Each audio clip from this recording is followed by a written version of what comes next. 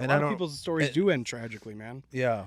No, I do. I know that. I'm not saying that that's not a thing. What I'm saying is that the universe is always whispering in our ear like what we need to do. What's the right direction? What's the next Yeah. move? Yeah. Like people Yeah. that, there's definitely I some mean, that's the heinous thing shit about out there, divine but intervention, right? Is like, man, I didn't like what I was saying is like I didn't yeah. like what happened in the moment, but man, if it didn't happen, I wouldn't be where I'm at. Yeah. And thank God those horrible things happened because it gave me my kids Yeah. and it gave me Paige, man, and Yeah. I wouldn't change any of that. I mean, that's I wouldn't that's the change only 10 reason years like of suffering like because I'm I a wouldn't be where man, I'm at. dude, I'm a man of science and I have been my entire life. I strongly believe in God, but not like some dude in a throne and with a beard and, and I just think that there's it's some higher level form of It's almost consciousness. becoming this hippie, man, where you're like, we're made out of stardust. Yeah. Like, how can you argue with that?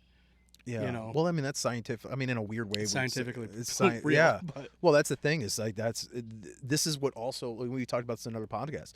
What led me back to God and not even religion, but spirituality in sort of more of a Christian or Abrahamic religion organized way was just and I'm not someone that goes to like church regularly. I'm not someone who prays all the time.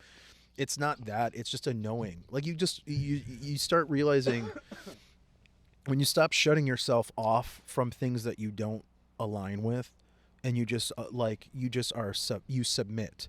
When you submit to the universe and go, this is what it is. We are gonna die. Life sucks in a lot of ways, and you just submit to that, and you just kind of like really live in that darkness for a while. There's something that pours out into you, and there's no other word than God for that, because it's when I know that like people who are atheists hate the idea of God or hate the word God. But as an atheist who's now just way more in tune and just feels more spiritual in a lot of ways, I like the word more than ever because it means so much more than what I think even people who believe in God Pete, do you ever see the way that Pete Holmes describes this? Or you know what? I think I actually referenced somebody else, but God, someone said.